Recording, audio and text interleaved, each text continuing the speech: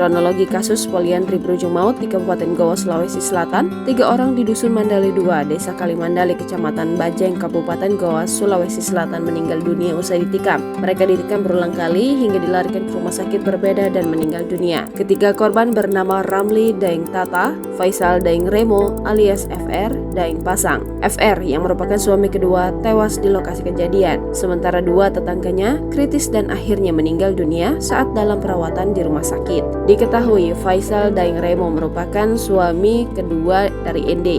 Kasat Reskrim Polres Goa AKP Bahtiar mengatakan, berdasarkan keterangan saksi bernama Saharudin, berawal terduga pelaku Aga, warga desa Tamangsaju, Kecamatan Galesong Utara, Kabupaten Takalar dan beberapa temannya mengendarai sepeda motor sebanyak 5 unit berboncengan ke desa Mandali 1. Mereka ke Mandali 1 dengan maksud mencari ibunya ND. Setibanya di lokasi, terduga pelaku tidak menemukan ND. Kemudian pelaku bersama temannya menuju ke desa Mandali 2 yaitu TKP keributan.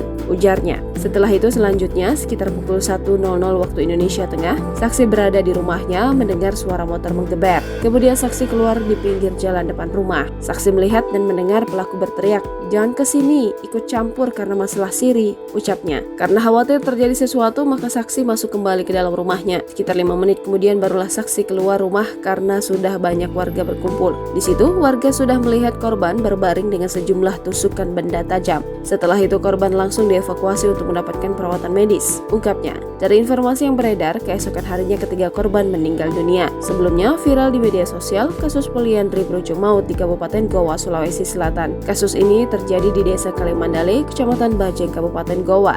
Kejadian tragis ini terjadi pada Minggu 1 Oktober 2023 dini hari. Naasnya 3 orang tewas dengan luka tikaman badik yang diduga dilakukan anak dan kerabat suami pertama. Kasat Reskrim Polres Goa AKP Bahtiar mengatakan, terduga pelaku nekat menikam korban lantaran sakit hati ibunya dinikahi oleh korban. Dugaan sementara motif penganiayaan pelaku sakit hati ibunya dinikahi oleh temannya sendiri. Katanya pada Kamis 5 Oktober 2023. Dari informasi beredar, terduga pelaku penikaman berinisial AN, warga desa Tamangsaju, Kecamatan Galesong Utara, Kabupaten Takalar.